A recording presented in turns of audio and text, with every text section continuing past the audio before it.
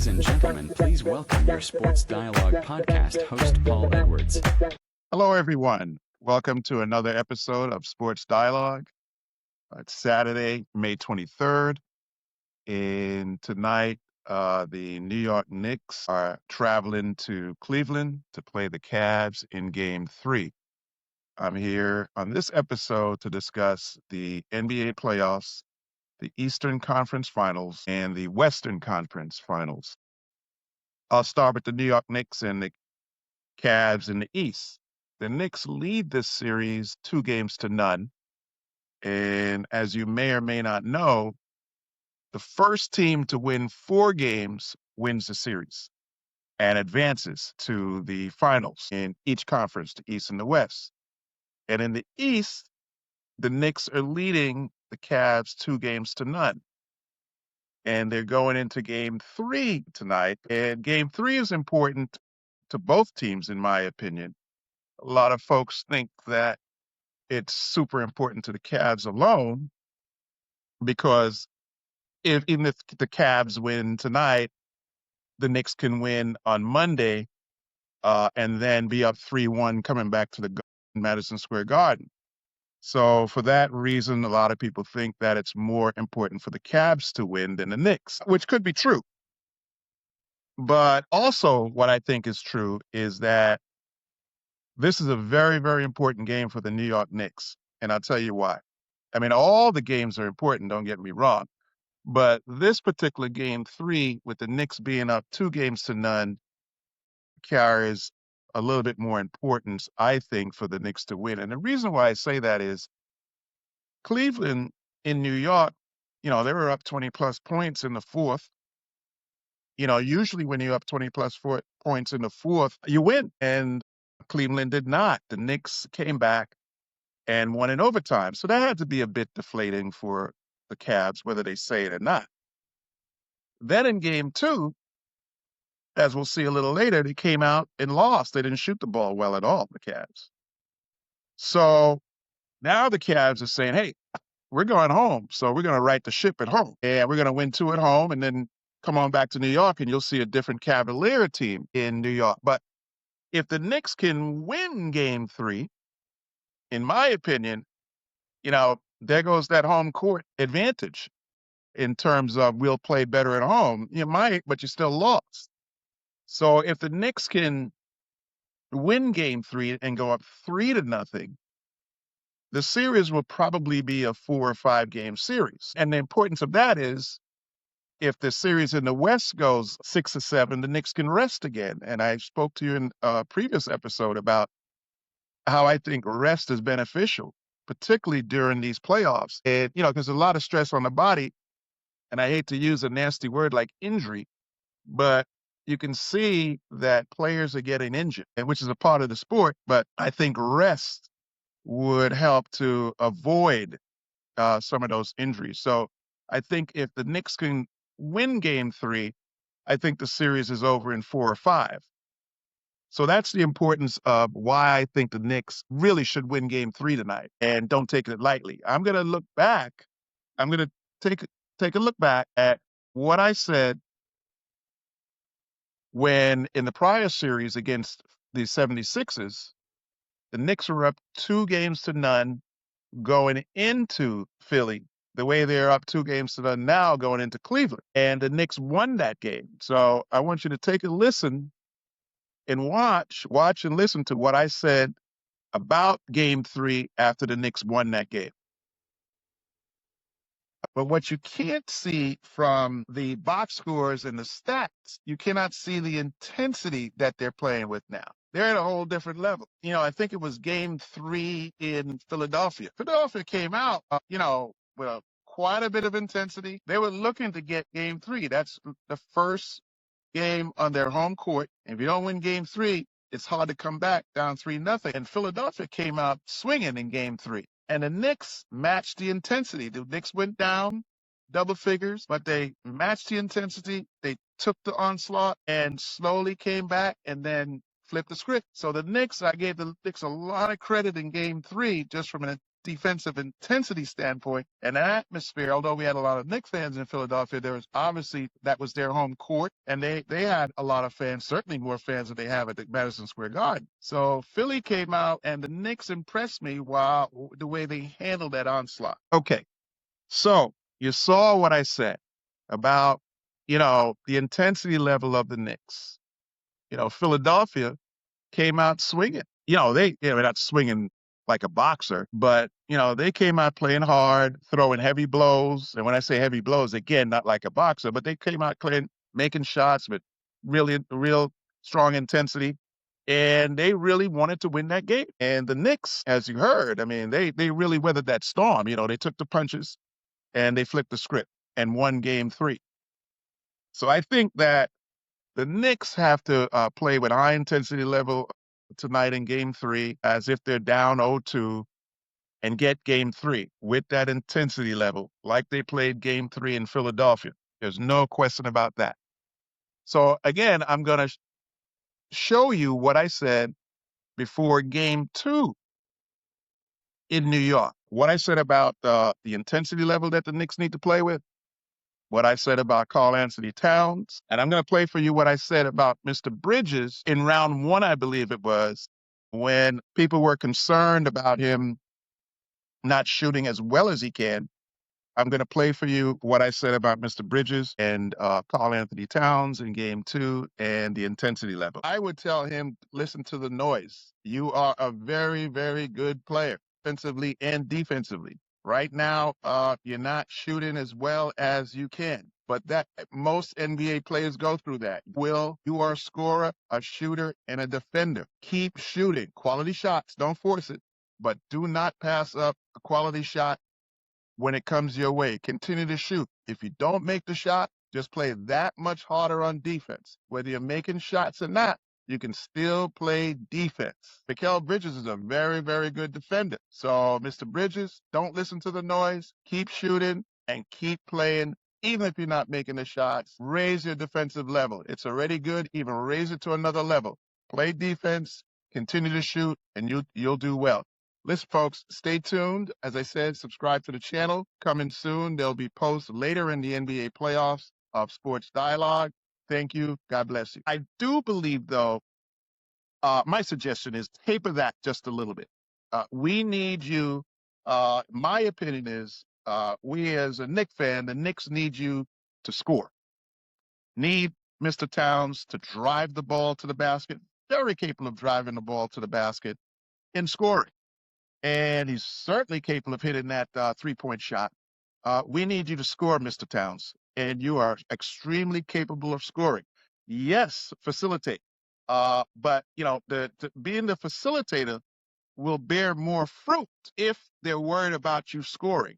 If they just know that you're going to post up, get the ball, and look to pass it, they're not going to push up on you.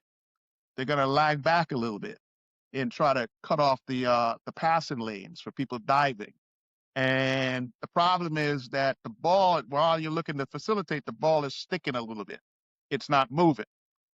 So I would suggest that Mr. Towns, make them pay. Show them that you can score. Okay, so you saw what I said about the Cat. You saw what I said about Mr. Bridges. So let's take a look in game 2 and kind of see what they did. With another floater, and that's what he killed the Cavaliers with down the stretch of the game. Anunoby, cross court to Towns. Towns a three-pointer. And a hot start. Back-to-back buckets and a steal, and it's 5-0. And Mikal Bridges getting to one of his favorite spots. Harden step back, and Anunoby got a piece of it. Jared Allen tries to tip it, but Towns tracks it down. Here's Anunoby down the other end. Tough catch, and the finish. He started it with the block and finishes down the other end. This league, and we all know this. Offense, our great defense leads to easy offensive opportunities, and the Cavs just... All 5 Knicks starters have scored. Cavs, though, up by 2. Mitchell, hard to the basket, can't get it. Fight for the rebound. Jared Allen again has it poked away. Hart tracks it down, but he stepped out of bounds. Meanwhile, the Cavs have come out beautifully. Jared Allen, strong start, poked away by Anunoby. Ball finds its way to Max Strus. He's in the game. Sam Merrill as well. That swing over creates a 2-on-1. It's not even a true advantage. It's just moving the basketball side to side created that advantage. Towns has Harden on him. Takes him off the dribble. Goes right at Allen. Layup as good as he crashes to the floor. Talking about right here, that's his sweet spot. Aggressive around the shot blocker. As we approach the 2-minute mark.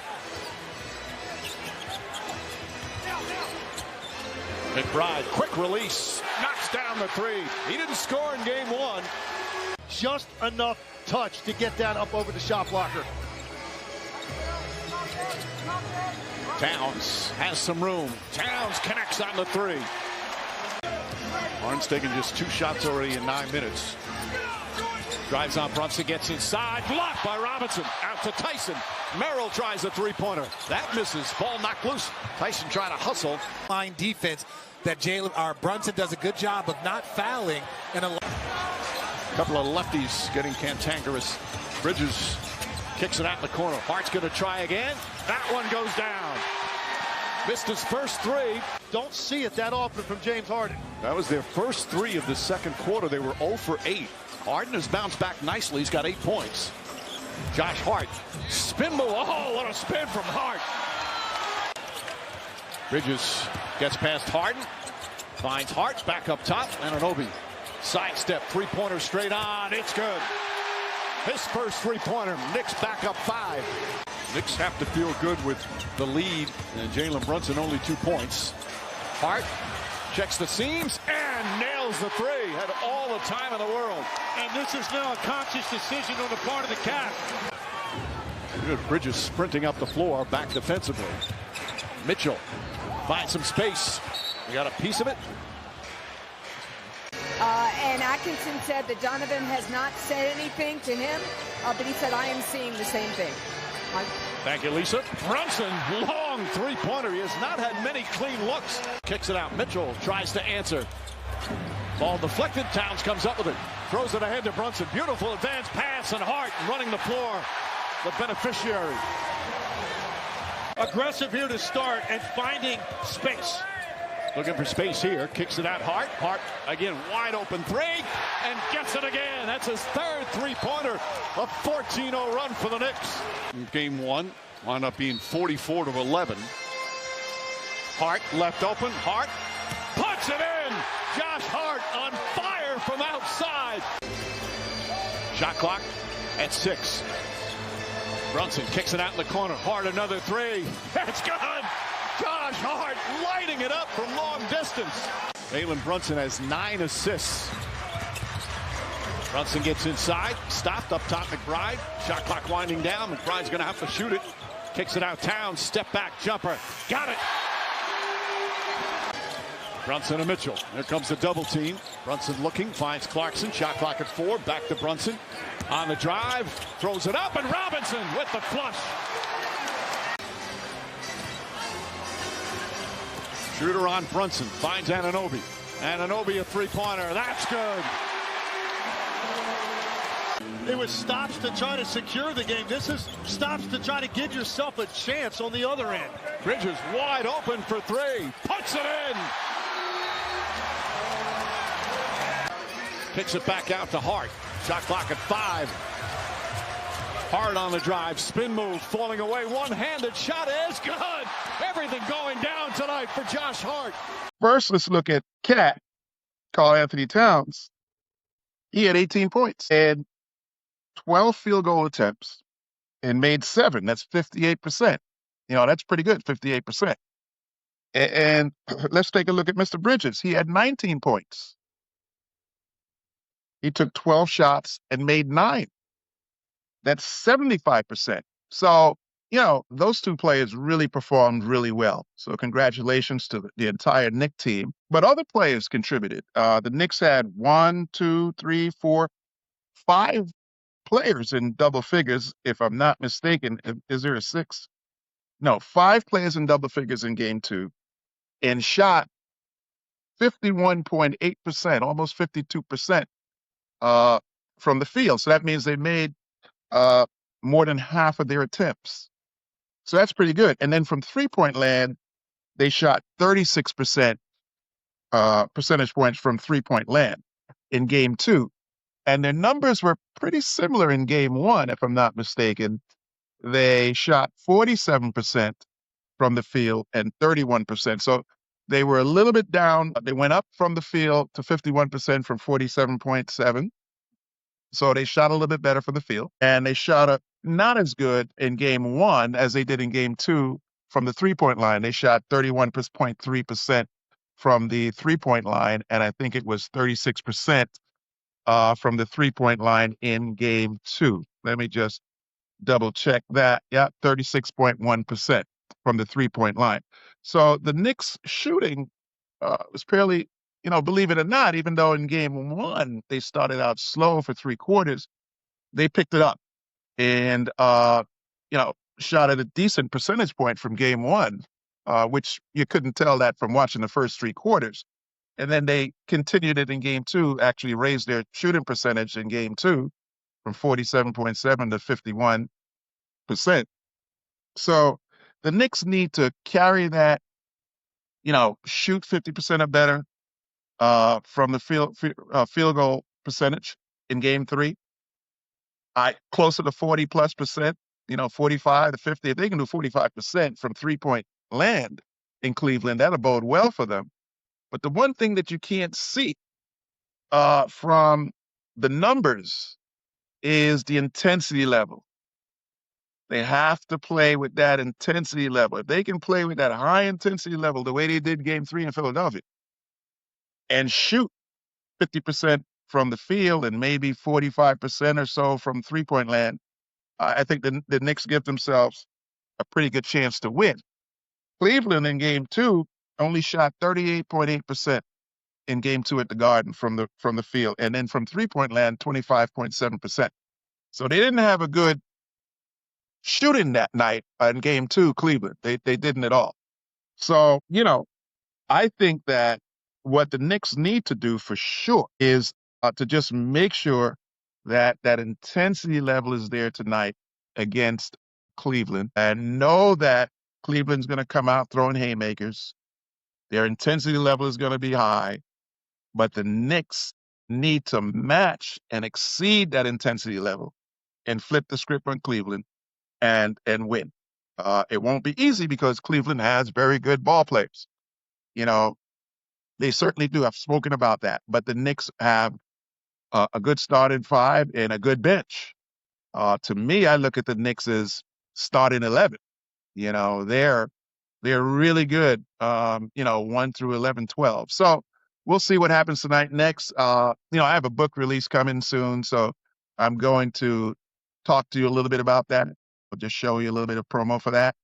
And then I'll come back and discuss the Western Conference Finals, which is the Spurs playing OKC. The Truth Plan shows us how to help to eliminate the inequities in affordable housing, unemployment, healthcare, education, the media, small businesses, access to capital, and much more. The Truth Plan also shows us how the elimination of these inequities also benefits the higher income community. The goals and objectives for equity are crucial in addressing the disparities that exist in our society. A primary focus must be on eliminating the racial, wealth, and equity gaps that disproportionately affect low-income and minority communities. This involves a comprehensive approach that includes ensuring access to affordable housing, improving employment opportunities, and enhancing healthcare access for underrepresented groups. By prioritizing these areas, we can create a more equitable foundation for all individuals, regardless of their background or economic status.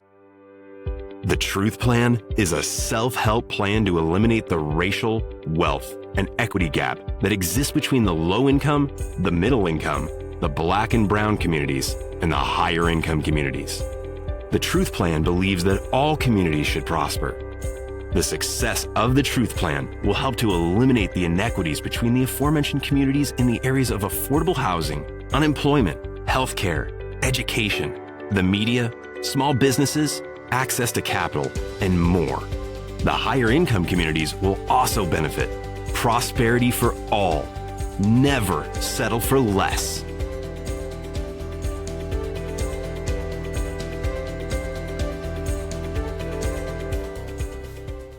Hello, everyone. Welcome back to this episode of Sports Dialogue.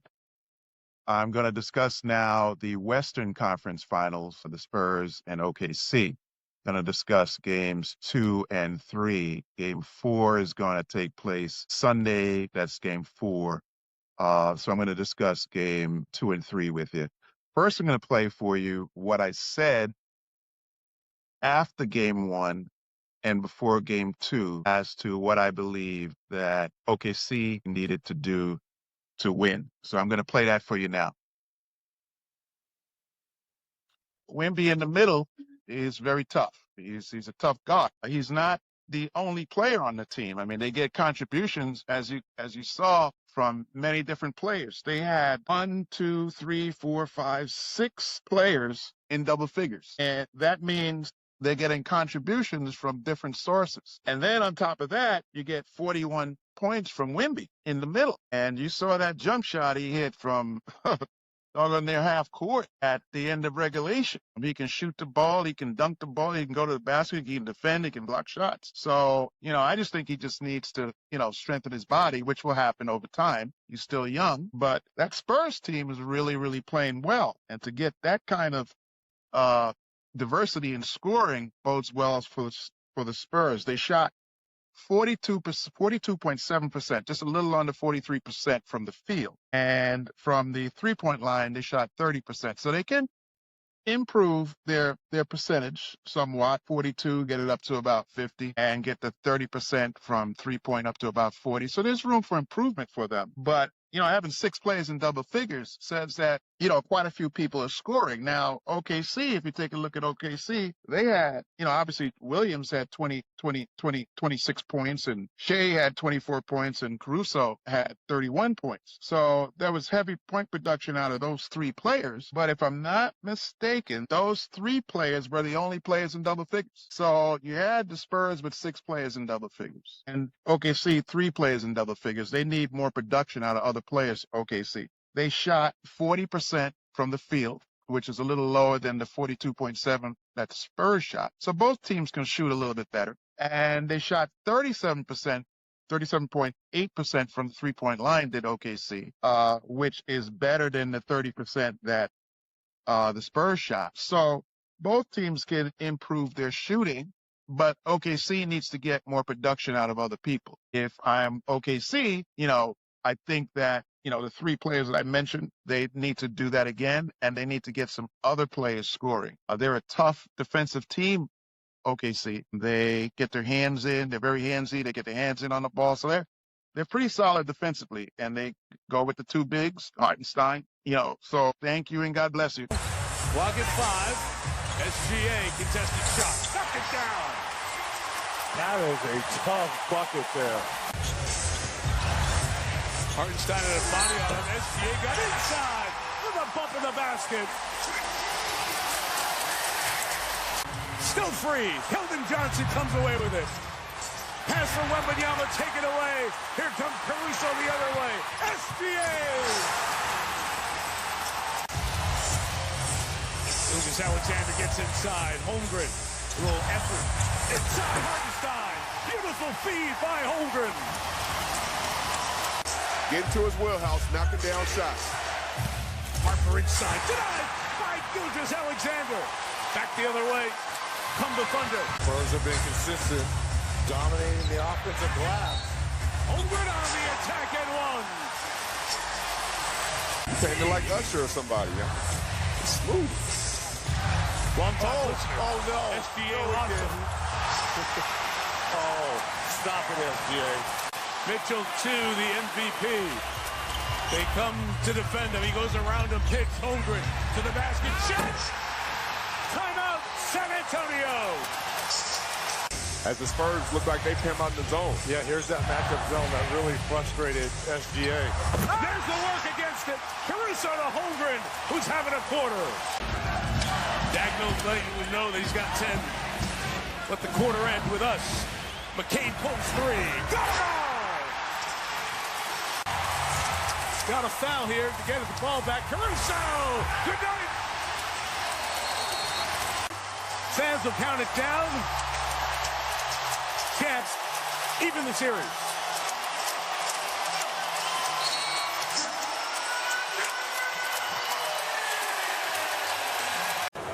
4 points in 2 games. Williams again. No hesitation there by Jay Will. And this is Wembanyama. great spot for him to catch it. Get inside, knocked away. Back the other way. Come the Thunder. And McCann. Nice finish at the basket with 2 converging on him. Gilgeous Alexander. Guarded by the rookie, first rounder. Carter Bryant steps back for his first points. And for the lead. Oklahoma. Stop De'Aaron and keep him in front. Inside Wallace with the cut. All started with a punishing screen by again, well defended. Kicks to Holmgren inside. Cason Wallace saw him behind. Backdoor help. Martenstein. Nice feed inside, but cutting McCain. Finishes it. And he kept playing. Isaiah Joe knocks down 3, and the Thunder have a 5-point lead. Quarter, Fox denying SPA. Hartenstein into the basket. Took advantage of Wembanyama's defensive attention. Caruso. Okay. Your favorite player. Here's Alexander takes back. Holmgren the finish as he attacks the rim. And it's 5 shots thus far tonight. Gotta get him going. Holmgren at the rim. Love that line from Mitch Johnson in our meeting tonight. Gilgeous Alexander turns the corner. Soft. 4 of the 5 Spurs. Holmgren. Wallace. Williams. Everybody touched it. And McCain scoring. And he does. Switch at Champagne on Gilgeous Alexander. Caruso cut to the open spot with the double. Ball moves to Williams. Hit the cornet. And the 3. But number 1, Jamal.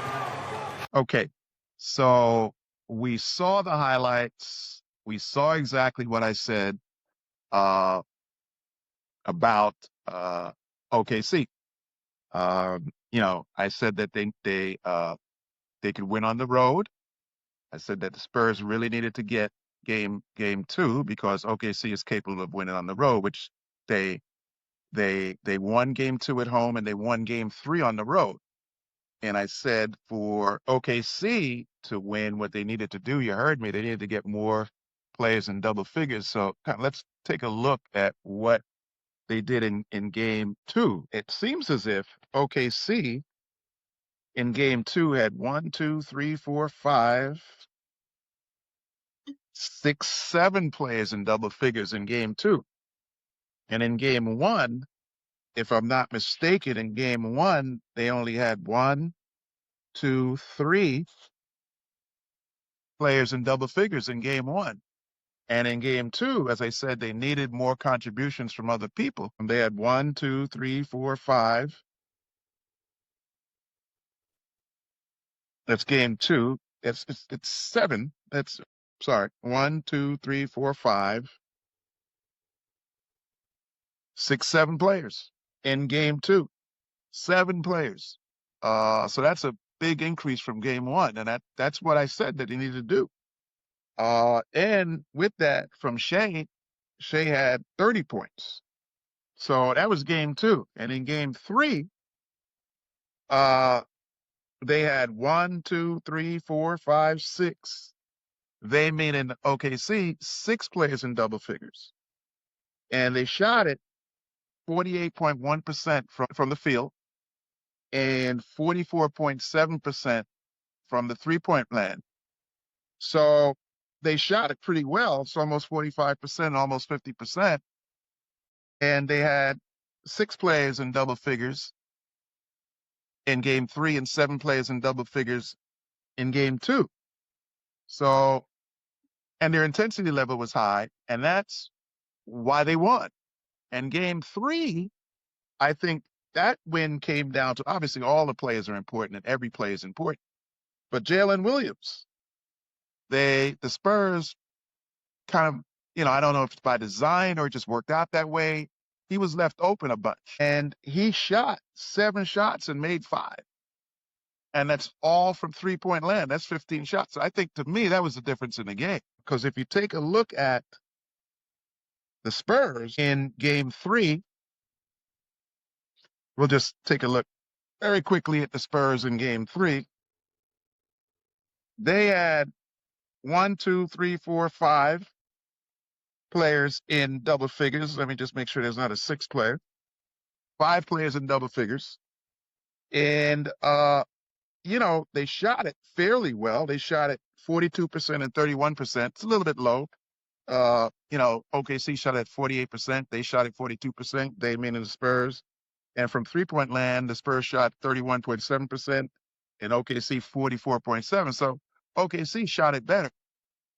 And so, that and Jalen Williams is why they won. And they only turned the ball over 15 times, the Spurs turned the ball over 15 times, which is quite a bit. OKC turned it over 10 times. So I think, there's the shooting percentage, Jalen Williams, and the turnovers, why OKC won game 3. And with the 6 players in double figures in game 3 and the 7 players in double figures in game 2, I believe is why the Spurs got defeated in games 2 and 3. Now, the Spurs are not down and out by no means. They have their injured players back now. They're starting guard and the rookie that was injured. I'm glad to see them back. I think they need to get back to what they were doing in game 1. A heavy dose of Wemby. And then the other players need to score also. But let's establish Wemby first. And then let's get 6, 7 guys in double figures. That's the recipe for the Spurs to win. The recipe for OKC is don't turn the ball over. If they leave Jalen Williams open, he needs to make the shots. And they need to get 5 to 7 guys in double figures as they did in game 2 and 3. So I did say that, OKC, they travel with their game. And by that, I mean, not every team travels. All the teams travel, but not every team travels with their game, meaning that, they don't play as well on the road as they do at home. But I knew that this OKC would play well on the road. So we'll see what happens tomorrow in that series. I do think that the Knicks will win game 3 in Cleveland tonight. And I do think that if the Spurs shoot it a little bit better and establish Wemby a little bit more, and get 5 to 7 players in double figures, I think the Spurs will win at home. And it'll be 2-2 after Sunday's game. So those are my thoughts. Thanks for joining and watching. As always, make sure you get your exercise in with your doctor's approval first. And get it in. It's light exercise, and it doesn't have to be strenuous. It's good for your mind and your body. So hope all is well. God bless. Stay tuned for the next episode, which is episode 12, if I'm not mistaken. Thank you for joining me. God bless you.